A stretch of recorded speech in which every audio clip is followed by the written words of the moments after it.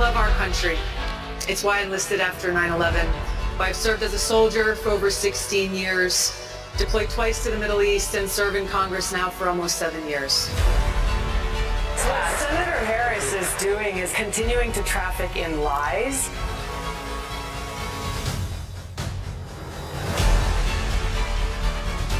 I'm committed to doing all that I can to send President Trump back to the White House where he can once again serve us as our commander-in-chief.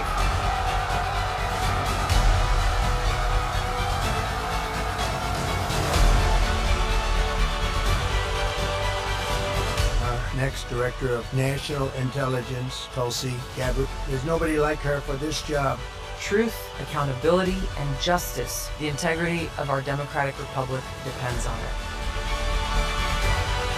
Today I'm releasing new evidence knowingly withheld from you, the American people. Thank you for the great work you've done. We appreciate it. Thank you very much.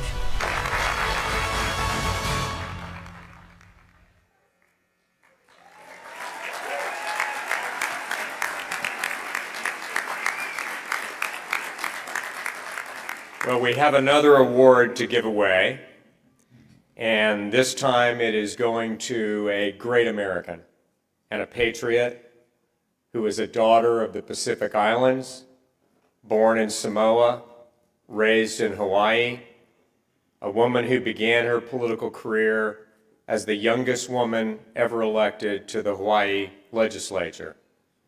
She served her country in the Hawaii Army National Guard. She served in combat in Iraq, served in Kuwait and in the Horn of Africa. She received the Army Commendation Medal. She received the Army Combat Medical Badge. She rose to the rank of Lieutenant Colonel in the Army Reserve. In 2012, she was elected to Congress.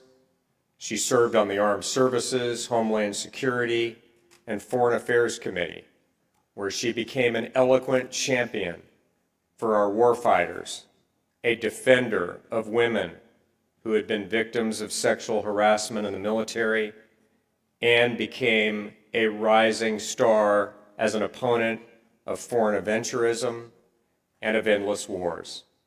She ran for president in 2020. I think they had a clip in the introductory video of the time that she schooled Kamala Harris, the first time she ran.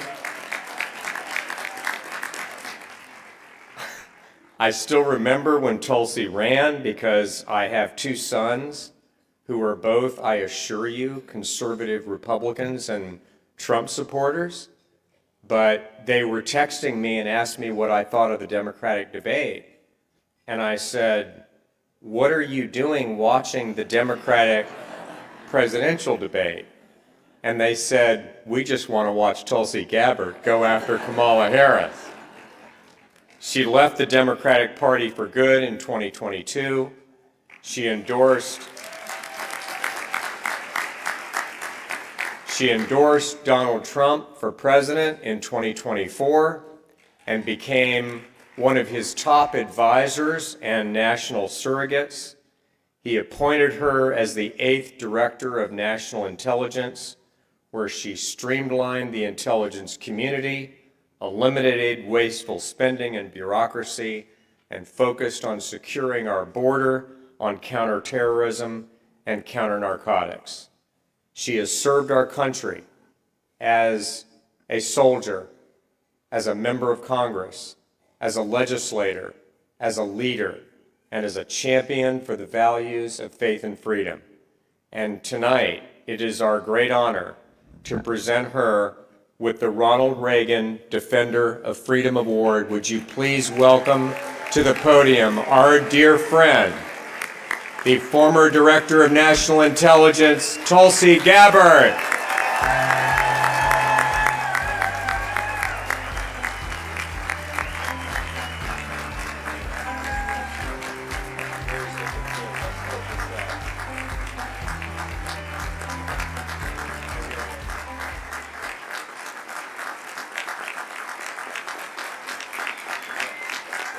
There you go. Thank you. Thank you so much. Thank you. Thank you so much, everyone. It's my honor and my privilege. Thank you. Thank you so much, Ralph, and to all of you for the honor of this award, for the privilege of being able to join all of you here this evening at such a pivotal time in our country. And Ralph, for your friendship. As I was standing off stage to the side, I was thinking back to when we first met, and it was on Herschel Walker's campaign bus a few years ago during the special election. You know, obviously I had heard about the legend and the lore of Ralph Reed, but it was why are they laughing? It wasn't a joke. It was really such a privilege just to be able to get to know you in that kind of intimate environment where there were far too many people on the bus, crammed into a small space, but having the amazing experience of being able to travel across the state of Georgia and get to spend time with people from all walks of life and to speak about the most important values that we stand for as Americans that bring us all together, and those are the values and principles that bring us together here this evening. So thank you, Ralph, for your friendship and for your leadership.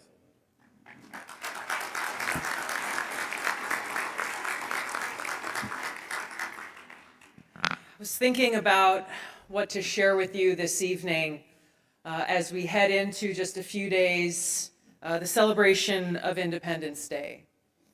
And what has this path over the last 250 years looked like that led us to this moment, that led us to both the challenges and the opportunities that we face here now? I started thinking about some of the challenges that we face in our politics today. Things like questioning, why is it so hard for Congress to pass what should be easy legislation like the Save America Act? People should present an ID to go and cast our votes. Simple stuff. Why has it become a controversial idea that members of Congress should be prohibited from insider trading? Why is it a controversial idea for any American in this country, of any party, to understand that in order to be a secure nation, we must have secure borders? And to cut straight to the core, the fact that we in this country, both people on the street, on college campuses, and in the halls of Congress, are debating whether or not free speech is relevant and applicable in today's America.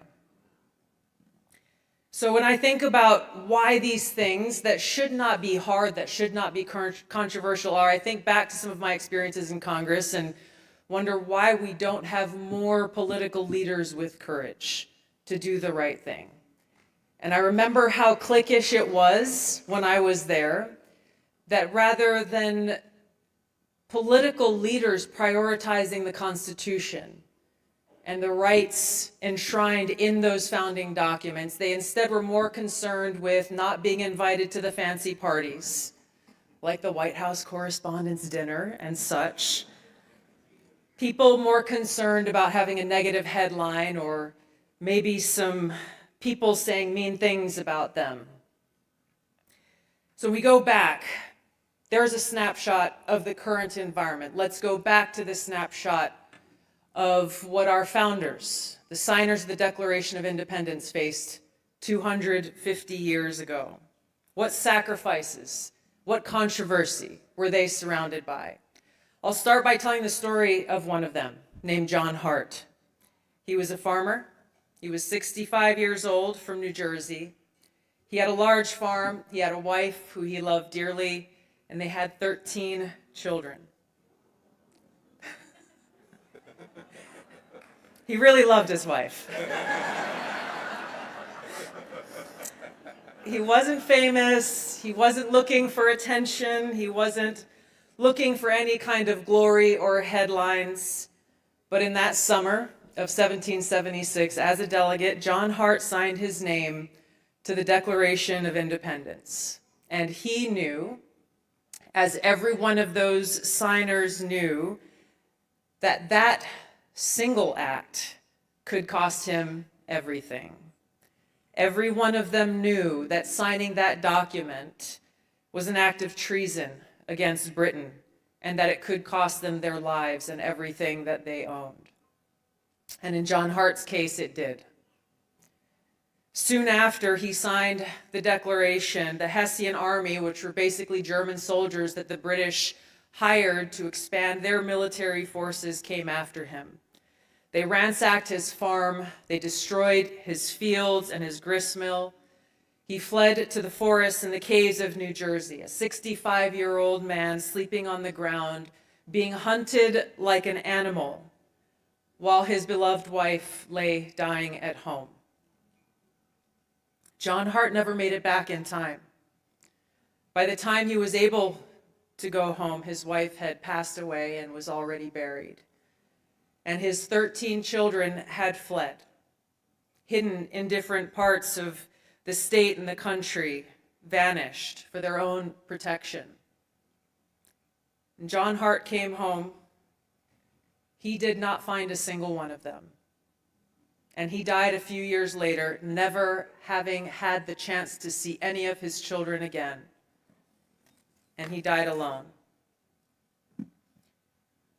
I share this story as a moment of context and reflection for us all as we gather here in our nation's capital and think about the challenges we face today and what we as patriots who love this beautiful, great country are willing to do to defend her and to defend our freedoms. This question that we ask ourselves was not a rhetorical one for the signers of the Declaration of Independence, for the founders of our nation. And it cannot be merely a rhetorical question that we ask ourselves today or every day. It's a question that requires us to think in our own individual circumstances, in our own lives, thinking through the skills and the abilities that God has blessed us with. How can we contribute to supporting and defending our Constitution, to uphold those freedoms that so many who came before us, generation and after generation, have sacrificed and even given their lives for? So as we head into the 4th of July, it is a perfect time to think back to this Declaration of Independence. And for those of you who may have had the privilege of visiting the Oval Office or have seen pictures, you know that President Trump dug the original Declaration of Independence out of the archives and displays it proudly and prominently next to his desk in the Oval Office, and rightfully so, because it is a daily reminder of that truth that our founders enshrined in that document, that we are all created equal, endowed by our Creator with certain inalienable rights. This reminder that those rights come from God, not from a king or a government or a politician or an institution or a bureaucrat, and therefore none of those institutions or humans can take those freedoms away.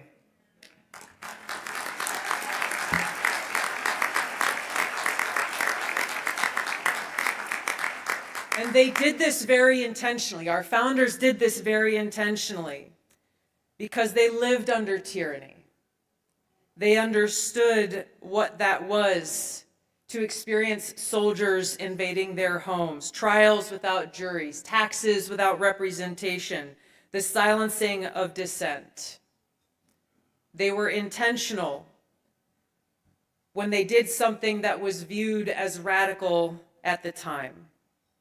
They flipped the script entirely and said, no, our rights are ours because they have been given to us by God, that no earthly power has given them to us, and so no earthly power can take them away.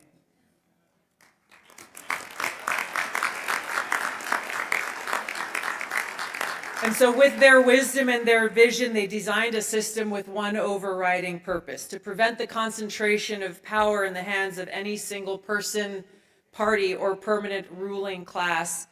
that was so foolish as to believe that they knew better for us than we did for ourselves. And so they gave us the gift of the Constitution and the Bill of Rights. And they gave us something that is just as important, a task, our mission, our responsibility, our sacred duty to guard both. And now 250 years later, those documents are still the foundation, the bedrock of our country. It is our responsibility to make sure that continues to be so. The Constitution is not just a document. It's not something that exists in the abstract. It's something that is very personal to me, as it is, I know, in each of our own ways. It's personal to every person who cherishes freedom.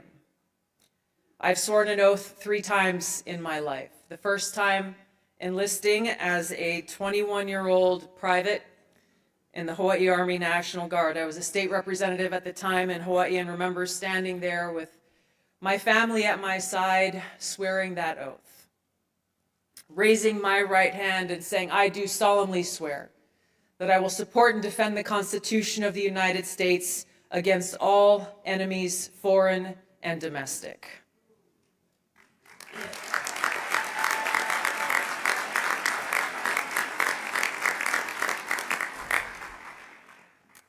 Soon after enlisting and going through my initial training, I volunteered to deploy with the 29th Brigade Combat Team, stepped away from my seat in the state legislature in Hawaii and went on to serve in a medical unit in Iraq, about 40 miles north of Baghdad, where every single day I was confronted with the harsh and high cost, human cost of war, and forever holding the hearts and the names of my brothers and sisters in uniform who never made that long trip home.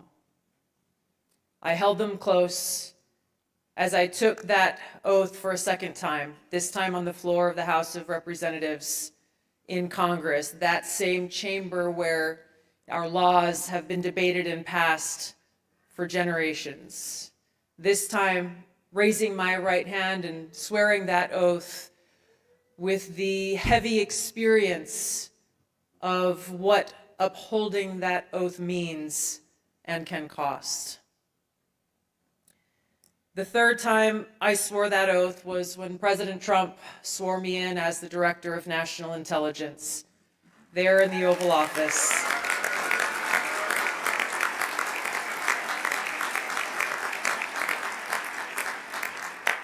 And giving me the privilege and great honor to serve our country and the American people in this way.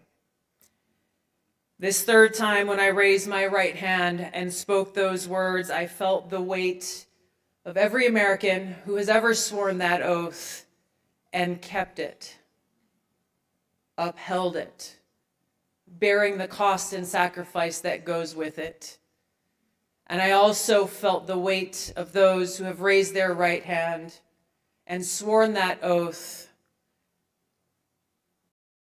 and violated it, abusing that privilege of the position that they were being given to use for service, and instead using it for their own self-serving means. There's a difference between those who truly believe in the Constitution, who believe in the heart of our country, and turn that belief into action, versus those who go through the motion, who are quick to dismiss the Constitution even as they have sworn an oath to support and defend it, setting aside when it doesn't suit their personal or political goals. These are the wolves in sheep's clothing that run among us.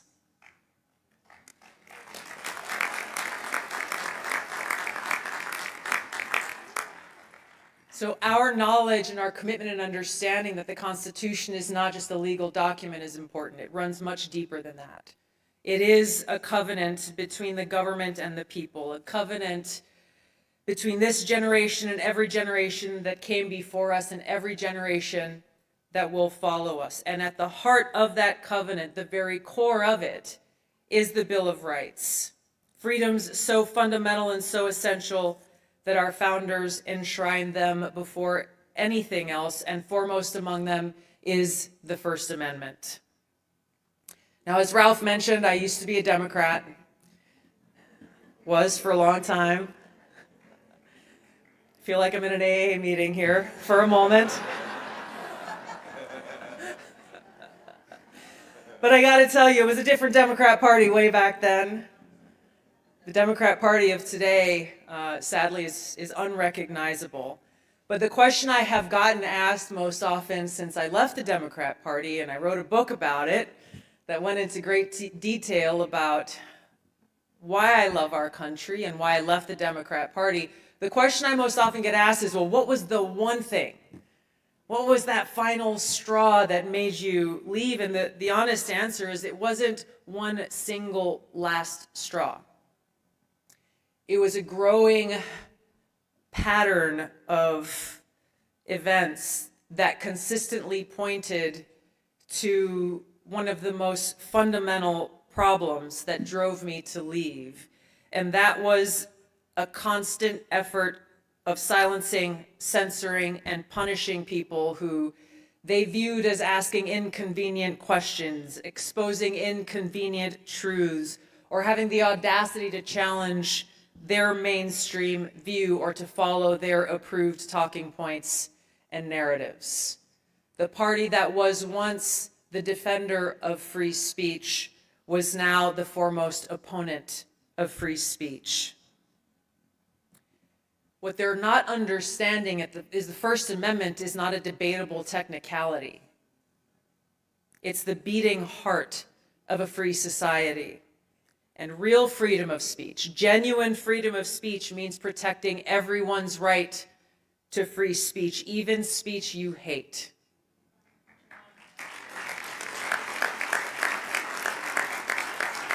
Even speech that makes you uncomfortable or that you disagree with wholeheartedly. For all of the veterans here in the room, you will understand, as I do, how we have lived this saying, I may disapprove of what you say, but I will fight to the death your right to say it.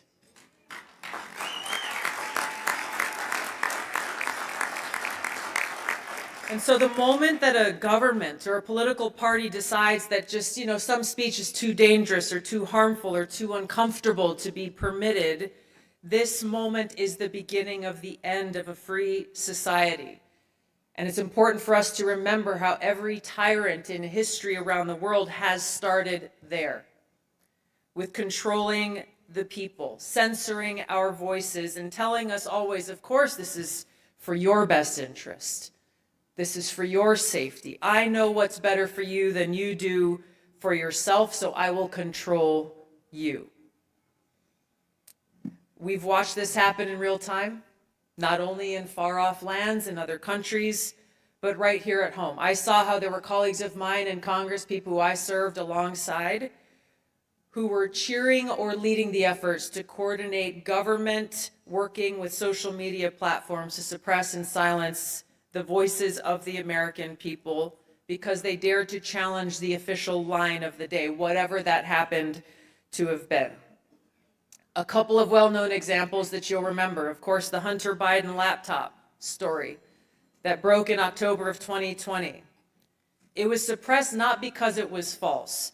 The letter that was signed by the 51 former intelligence officials calling it Russian disinformation was not done because there was intelligence supporting that claim. I can tell you there was none. They did it because they needed to concoct a political operation dressed up under the guise of intelligence and national security, and we wouldn't want voters to be affected by this so-called Russian disinformation. It was all fake. The reality is they needed a talking point for Joe Biden to be able to dismiss on the debate stage when President Trump brought up Hunter Biden's laptop. They needed a line for Joe Biden to say, no, the experts say that is Russian disinformation. And they got away with it. It worked. The story was suppressed and Joe Biden got his talking point. Another example that is once again in the news recently was how during COVID, when doctors and scientists did the responsible thing and asked important questions, they challenged the lockdown policies, asked why is it that our schools are shutting down? Who decided that 6 feet was some magic number that would make you safe from my germs? People challenged the origins of the virus and the narrative that they were being fed. And not only were they mocked or criticized, I can tell you firsthand, and I'm sure there are many stories in this room, people who lost their jobs, doctors who lost their license to practice medicine simply for having the audacity to ask a question and challenge the government line that was being created and driven by people like Fauci, who he himself was hiding the fact that he personally directed our taxpayer dollars towards coronavirus research at the Wuhan lab. These are two of, unfortunately, many examples that we can talk about where the ideal, the principle of free speech has so quickly been taken away before our very eyes. Freedom of religion, of course, is the twin that runs alongside freedom of speech.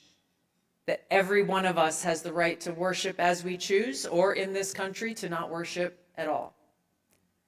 That every one of us has the right to worship however we choose. And that, as stated in Article 6, no religious test shall ever be required as a qualification for any office or public trust under the United States. I could not in good conscience be associated with a Democrat Party that opposes free speech and has been and continues to lead a sustained effort to push God out of every facet of both our private and public lives and our society.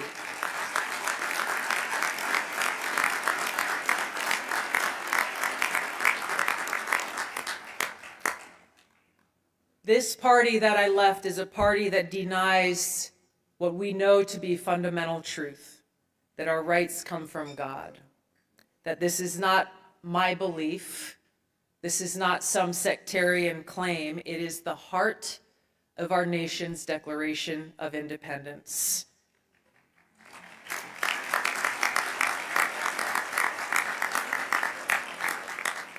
Now, as we talk about defending our Constitution and the integrity of our democratic republic, I'll share one of the unseen threats to that very thing, which is the threat of those in our government who believe that they are above the Constitution, that they are above the will of the American people, more commonly known as the deep state. These are people who operate quietly, below the surface. They are the career officials, the senior administrators, the unelected managers of national security or intelligence who see elections and the American voters as a nuisance and an obstacle that gets in the way of them achieving their own objectives. Because they think that they're more important than any election, than any president, and that they are more qualified to run our country than those who we elect to serve our country as leaders.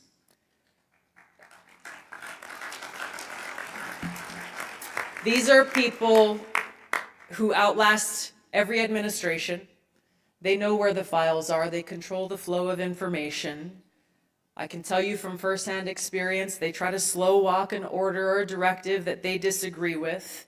They will selectively leak to the press in order to discredit any official who is seeking to hold those accountable for abusing their power.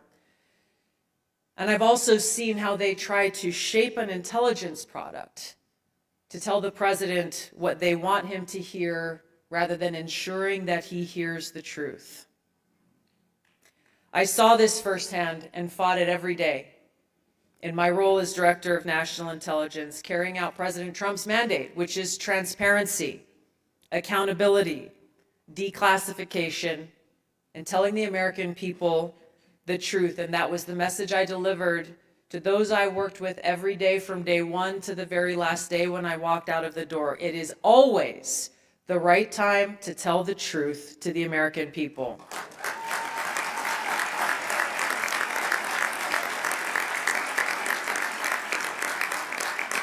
So I did my best while there to shine a light into corners that had been kept dark for too long. I'll tell you, the resistance was strong and real, sophisticated and immediate. I could share a long list of anecdotes and experiences, the means of retaliation and resistance. Some would be so petty they would make you laugh. I'll give you one quick example. I needed a placemat, a big piece of paper printed out for something I needed to share with the president. Had a meeting with him that was supposed to be at 10 a.m. in the Oval Office, and there was someone there in my agency that was detailed from a different agency who was responsible for printing these things. And so I was waiting. Time was 9:15, 9:30. I got to go. I didn't have what I needed. And long story short, the president needed to push the meeting back an hour, which saved me because this guy who was responsible for printing refused to print it because he disagreed with what was on the paper. And turns out he actually did print it, but then he locked it in his desk and refused to open his desk. My chief of staff went out and said, the director needs to present this to the president. We need this. And he said, no, I refuse.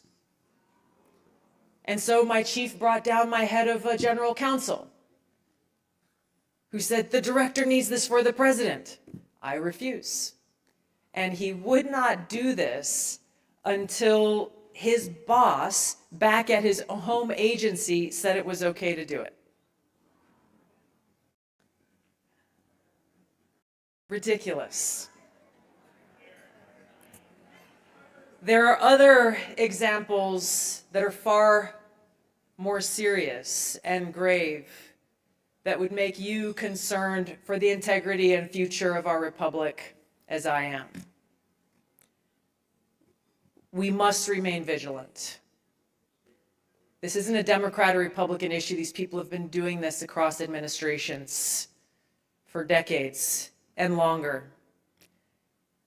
They thrive in the gaps between elections. They are deeply entrenched in the bureaucratic infrastructure. But fundamentally, the quality that these people share is that they put themselves, their own interests, their own objectives ahead of our Constitution and the best interests of the American people. The work of exposing and dismantling these entrenched power structures is not finished. We, the people, must continue to hold our leaders accountable, to fight against these deep state actors, because they are the nameless, faceless force within our government that doesn't care about you. They don't care about our freedom. They don't care about our security. They care about themselves and their own power. The future is in our hands. We must remain vigilant. I want to close by sharing another story with you about another of the signers of our declaration, someone named Abraham Clark. He was also a delegate from New Jersey, a lawyer. Got New Jersey in the house here, I see. He was a lawyer and a man of modest means compared to many of his colleagues. He signed the Declaration of Independence and then went and sent his 2 sons off to fight in the Revolutionary Army. The British captured both of his sons and sent them to a prison ship that was anchored in a New York harbor on a vessel called the Jersey. It was very well known as the Hell Ship because it imprisoned 11,000 American captives who would die on that vessel. The conditions were deliberately brutal. Men starved and died of disease and froze to death. Abraham Clark's sons were treated with a special level of cruelty because the British knew who their father was. One of his boys was put in solitary confinement, no food, no light, left to die in the darkness as a message to his father. And then the British came to Abraham Clark with an offer. They said, recant come out publicly in support of the king and parliament, denounce the Declaration of Independence, and we will send you back your boys. Just stop for a moment and think about how that would feel if you were Abraham Clark. Being presented with that proposition. He knew his sons were dying on that ship. And all he had to do was say, I was wrong. All he had to do was say that signing the Declaration of Independence was a mistake and that the crown was right and the idea of America as an independent nation was wrong. And if Abraham did that, said those words, even if he didn't mean them, they would set his sons free. Abraham said no. He said no because he understood that there are moments in life and in history when you must choose between what is easy and what is right. And the choice that you make in that moment defines not just your own life, but potentially the lives of countless generations who will follow. His sons survived the hell ship.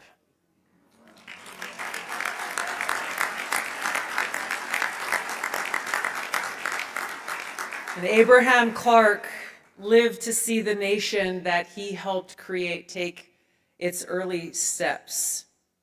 But the courage that he showed in that moment of being presented with a truly impossible decision is the legacy and the responsibility that every one of us carries today. So at this moment, it's an opportune time for us to ask ourselves, what does it mean to be a patriot? It's not just a feeling. It's not just a wearing of a flag on our lapel. It's not just putting our hand over our heart when we sing the national anthem. Patriotism is love expressed through action. Love of our country and a deep gratitude for our freedoms that define who we are. And now, as we celebrate this 250th birthday of our great nation, action is needed. While we are not in a position where we have to hide in caves or sleep in the woods, the struggle we face today is for the heart of our nation, for the integrity of our elections and the preservation of our freedoms enshrined in our Constitution. We will not win that struggle by sitting back and saying, someone else got it. Someone else will fight this fight. Someone else is better, more equipped, more capable of fighting this fight. Every one of us, as proud Americans, has a role to play and a responsibility to step in the arena and fight this fight. We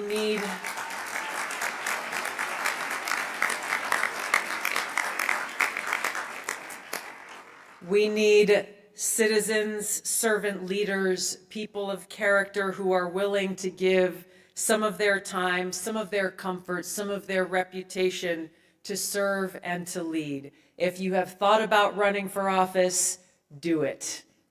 Whether it's your local council or your school board or your state legislature, or your county commission or Congress, if you feel called to serve in that way, do it. Leaders who are committed to the Constitution. We need leaders who are committed to free speech and the freedom of religion. Leaders who have common sense, who recognize objective truth when we see it, even when powerful people with big influence insist that we don't. Leaders who understand that borders are real and necessary. Biology is real, that there is such a thing as a woman, and just because a man feels like one doesn't mean he gets to become one.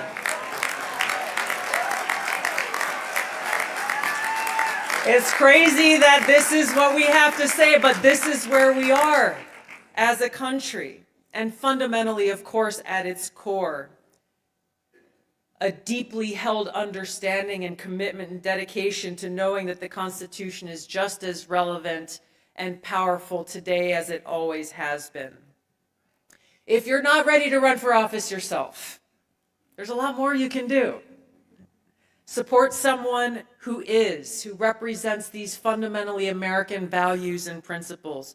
Walk door to door, make phone calls, help to get out the vote. Have a conversation. Have a conversation, not just with our friends who are sitting next to us in this room, but have conversations with people who might never be in a room like this, with people who may be hearing a different story. Maybe they don't watch the same news channel that you do, or maybe they don't go on social media at all. Don't demean them in that conversation. Don't write them off just because they may be coming from a different place. Share what's in your heart. Have a real conversation from human to human, friend to friend. Make the case for the principles that unite us as Americans and why they should matter to every American from all walks of life. The greatest example of this, of course, is our friend Charlie Kirk. He did this every day of his life. If you had gone to any of his events, you would have seen and experienced as I did how he called the piece, said, "Hey, whoever in the crowd disagrees with me, come to the front of the line. Come to the front of the line." And he treated every one of them with respect, sometimes engaging in heated debate, but never disrespecting them. Engaging in that dialogue and that conversation, because the alternative to that is unacceptable. We must stand together as Americans at a time when many are trying to divide us around our founding principles. We must defeat at the ballot box and in the public square with the debate of our ideas those who stand against freedom and against common sense and against the truth. That is how we win.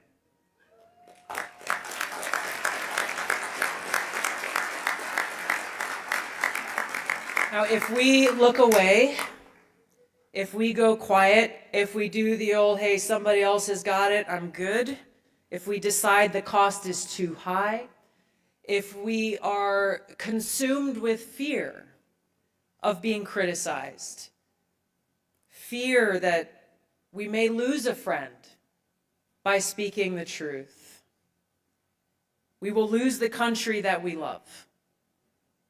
It's that simple. John Hart did not think the cost was too high.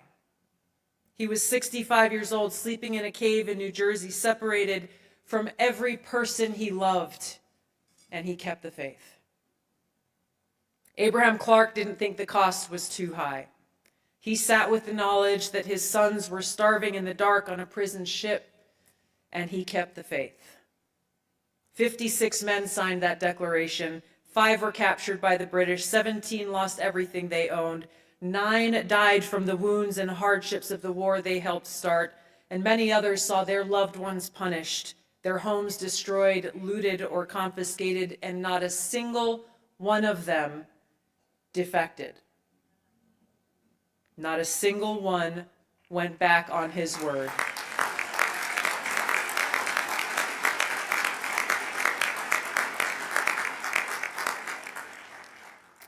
They kept their promise to us, and it is now our time to keep our promise to them and to the generations who will come.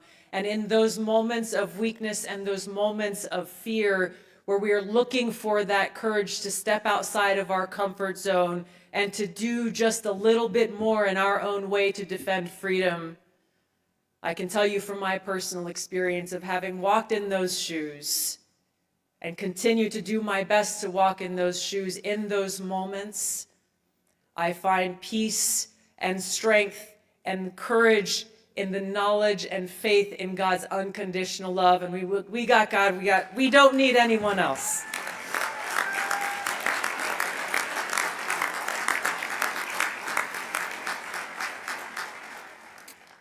So on this 250th birthday celebration of our great nation, I'm grateful to stand with you, to step into the arena, renew our pledge to support and defend the Constitution, to uphold the truth and the heart of our nation's founding, that all men are created equal, endowed by our Creator with unalienable rights, and among these the right to life, liberty, and the pursuit of happiness. May God bless you. God bless these United States of America. Thank you so much.